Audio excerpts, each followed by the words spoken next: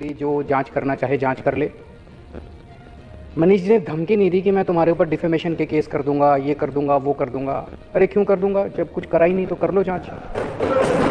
से ढूंढने के लिए सीबीआई इनके घर गई तो खूब ढूंढा उन्होंने, चारों तरफ काफ़ी देर ढूंढा, सारा 14 घंटे तक उन्होंने ढूंढा, सब कुछ देखा, गद्दे फाड़े, तकिए फाड़े, बता रहे हैं दीवारें भी यूं यूं करके देखी, खोखली मिलती तो शायद दीवारें भी तोड़ देते, लेकिन कुछ नहीं मिला उनको। 14 घंटे के बाद वो चले गए। बट 6-7 घंटे तक गहन पूछताछ की।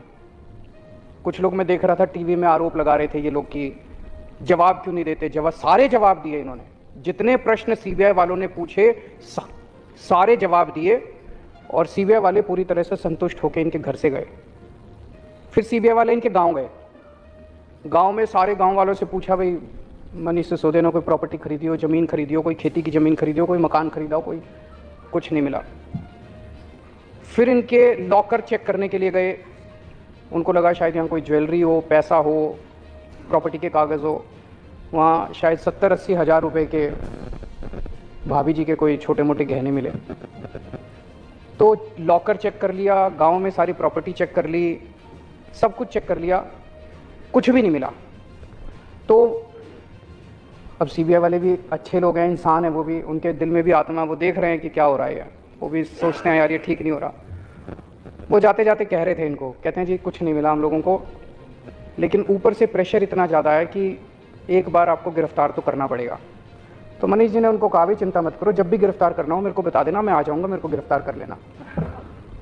तो गिरफ्तार तो होंगे ये, लेकिन मोटे मोटे तौर पे सारा देश देख रहा है, भाई सारी जांच कर ली, सब कुछ कर लिया, कुछ नहीं मिला, पाक साफ। एक तरह से मैं बार बार कहता हूँ कि हम लोग बार बार प्रधानमंत्री मोदी जी से ईमानदारी का सर्टिफिकेट लेके आए हैं, तो एक बार फिर से प्रधानमंत्री जी ने मनीष सिसोदिया को ईमानदारी का सर्टिफिकेट दिया है कि तुम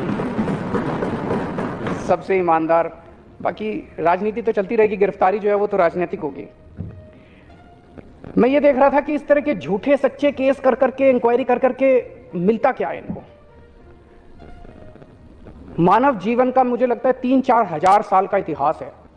इन 3-4 हजार साल में शायद आम आदमी पार्टी ऐसी पार्टी है जिसके ऊपर सबसे ज्यादा केस हुए होंगे पूरी दुनिया में, पूरे इंसान। मैं सारा आज डेटा लेके आया हूं, हमारे 49 एमएलए के ऊपर 169 केस हुए हैं। छोटी सी पार्टी है, अभी अभी पैदा हुई है, और हमारे ऊपर 169 केस कर दिए इन्होंने। 49 एमएलए पे 169 केस कर दिए, 169 में से 134 केस खत्म हो गए, कोर्ट ने खत्म कर दिया। कोर्ट ने कहा भी कुछ नहीं है इन केस में, खूब डांटा इनको पुलिस वगैरह को कि क्या बेकार की केस। 35 केस अभी पेंडिंग है, वो भी खत्म हो जाएंगे थोड़े बहुत दिन में। इसमें मैं देख रहा था 16 केस मेरे ऊपर करे थे इन्होंने, 16 में से 12 में तो मैं बरी हो गया, 4 पेंडिंग है। 13 केस मनीष जी के ऊपर करे थे, उसमें से 10 में ये बरी हो गए, 3 पेंडिंग है। जैन साहब के ऊपर 4 केस करे थे, 2 में बरी हो गए, 2 पेंडिंग है। दिनेश मोहनिया पे 10 केस करे थे, 9 में बरी हो गए, 1 पेंडिंग है। वंदना कुमारी पे 6 केस करे थे, सारे बरी हो गए। अखिलेश त्रिपाठी पे 4 करे थे, 3 बरी हो गए। इस तरह से पूरी लिस्ट है 49 एमएलए।